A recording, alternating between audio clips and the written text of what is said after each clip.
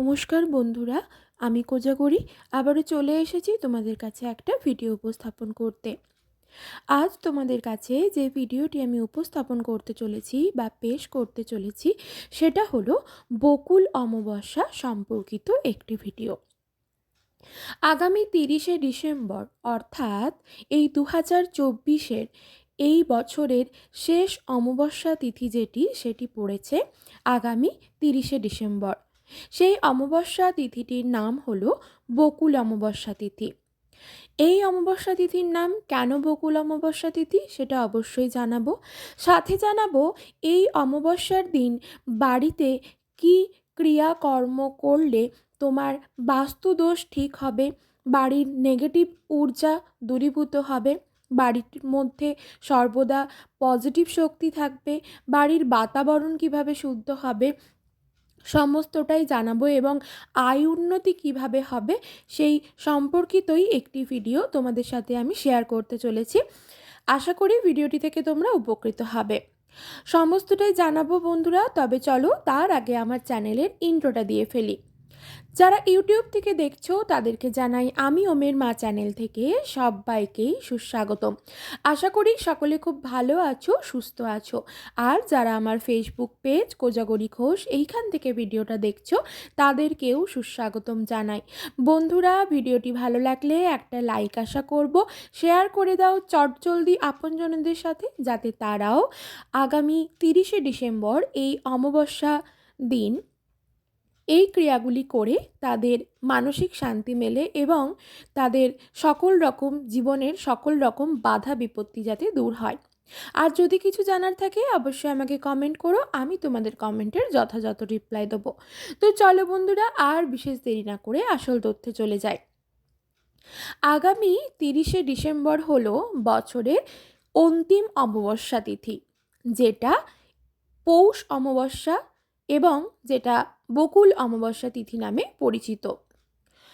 প্রায় প্রত্যেকটি সতীপীঠেই এই অমাবস্যার দিন ধুমধাম করে নানান রকম যজ্ঞ এবং পুজো করা হয়। সাথে পুরীর জগন্নাথ দেবকেও পুজো করা হয়। এই দিন জগন্নাথ দেবকে পায়েস, পিঠে এবং নতুন গুড়ের সন্দেশ নিবেদন করা হয়। এমনকি এটাও প্রচলিত আছে, পুরীর জগন্নাথ দেবকে পুরীর মানুষরা তাদের গাছের, যারা আম গাছ, যে চাষিরা আম গাছের আম চাষ করে, সেই চাষিরা আম গাছের বকুল তুলে নিয়ে সর্বপ্রথম জগন্নাথ দেবকে ওই দিন দিয়ে আসেন, তার পায়ে সমর্পণ করে আসেন। এই অমাবস্যা তিথিটির নাম বকুল অমাবস্যা তিথি, কারণ এই অমাবস্যা তিথির পর থেকেই বা এই সময় থেকেই আম গাছে বকুল আসে, যাতে তার গাছ সর্বদা ফলে পরিপূর্ণ থাকে। সেই উপলক্ষেই যারা আম গাছ চাষ করেন আম ফলন হিসেবে, তারা জগন্নাথ দেবের চরণে, পুরীর মানুষদের কথা বলছি, সমর্পণ করে আসেন।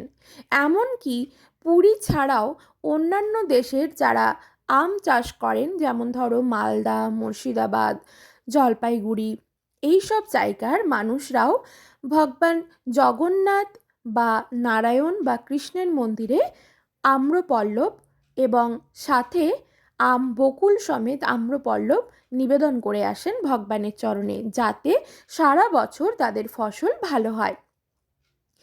এই অমাবস্যার দিন তোমরা বাড়িতে 12টি লাল জবা নেবে, সাথে নেবে 12টি লাল জবার সাথে নেবে 12টি বেলপাতা, আর লাগবে লাল চন্দন এবং লাল গোলা সিঁদুর।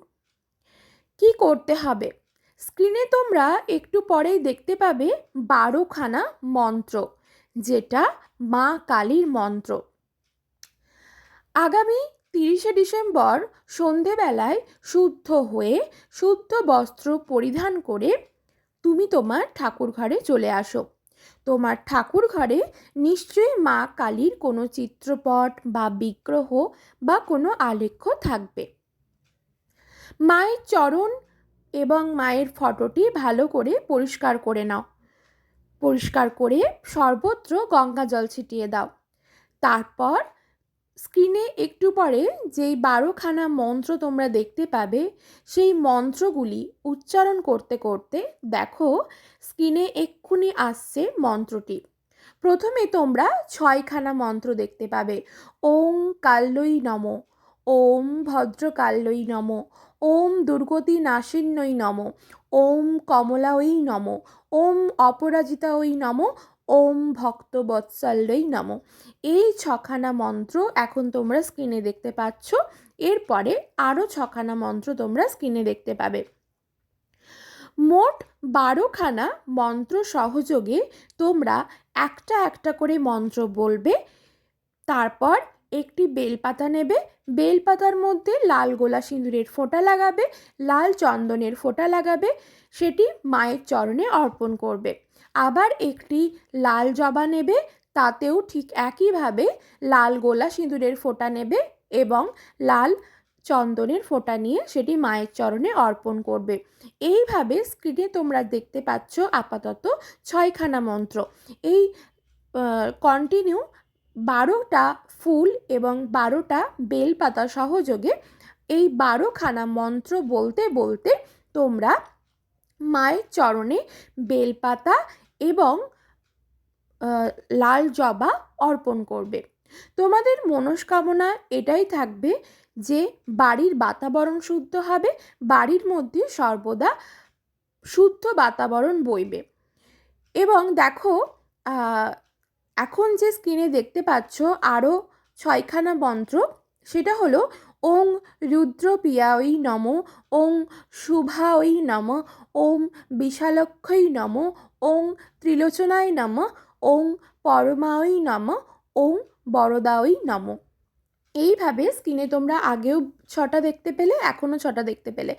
মোট 12খানা মন্ত্র সহযোগে 12টি বেলপাতা এবং 12টি জবা মায়ের চরণে অর্পণ করবে লাল চন্দন এবং লাল গোলা সিঁদুর সহযোগে। মনস্কামনা এটাই থাকবে, তোমার বাড়ির বাতাবরণ শুদ্ধ হবে, বাড়ির মধ্যে কোনো রকম কোনো নেগেটিভ ঊর্জার বাস থাকবে না, বাড়ির মধ্যে সর্বদা পজিটিভিটি বজায় থাকবে। এবং তার সাথে তোমার জীবনে যে আর্থিক সংকট, যে নানা রকম অর্থ সংকটের মধ্যে তোমাকে ভুগতে হচ্ছে, সেই আর্থিক সংকট তোমার জীবন থেকে একেবারে চিরবিদায় নেবে। এই মন্ত্রগুলি সহযোগে যখন তুমি ফুলগুলি অর্পণ করে দেবে, তারপর ভগবানের কাছে একটু ধুনো জ্বালবে এবং প্রদীপ প্রজ্বলন করবে। প্রদীপটি ঘিয়ের প্রদীপ প্রজ্বলিত করবে এবং সেই ঘিয়ের প্রদীপ এবং ধুনো সহযোগে ভগবানের মানে মা কালীর কাছে একটু আরতি করবে এবং সাথে একটি কর্পূর, যদি ভীমসেনীর কর্পূর পাও তাহলে খুব ভালো হয়, ভীমসেনীর কর্পূর সহযোগে আরতি করবে। সেই কর্পূরের ধোঁয়া যখন উঠবে, সেই কর্পূরের ধোঁয়া তোমার বাড়ির মুখ্য দরজা, বাড়ির রান্নাঘর, বাড়ির প্রত্যেকটি বেডরুম এবং বাড়ির যে বাথরুম থাকবে, যে কটা বাথরুম থাকবে, সেই প্রত্যেকটা বাথরুমে এবং ব্যালকনিতে সেই কর্পূরের ধোঁয়া এবং ধুনোর ধোঁয়া দেবে। তারপর কি করবে, 10 মিনিট তোমার বাড়ির প্রত্যেকটি দরজা জানলা বন্ধ করে দেবে। 10 মিনিট বন্ধ থাকবে, তারপর 10 মিনিট পর বাড়ির সমস্ত দরজা জানলা খুলে দেবে, দিয়ে ফ্যান চালিয়ে দেবে যাতে সেই ধোঁয়াটা বাড়ির বাইরে চলে যায়। এর দ্বারা কী হবে, বাড়ির মধ্যে যেরকম নেগেটিভ শক্তি যদি কিছু থেকে থাকে, কোনো খারাপ জিনিস যদি থেকে থাকে, সেটা ওই ধুঁয়ো মারফত চলে যাবে। ধুনোর মধ্যে অবশ্যই 1 টুকরো কর্পূর, 3টে গোটা অক্ষত লবঙ্গ, 3টে ছোট এলাচ, অল্প একটু দারচিনি আর একটা তেজপাতা দিয়ে ধুনোটা জ্বালাবে। ক্রিয়াটি করে দেখো, বাড়ির বাতাবরণ শুদ্ধ হবে, বাড়ি থেকে নেগেটিভ ঊর্জা দূরে যাবে, মানসিক শান্তি পাবে এবং রোগ দূরীভূত হবে জীবন থেকে, সাথে আর্থিক উন্নতি হবে। সকলে খুব ভালো থেকো, সুস্থ থেকো।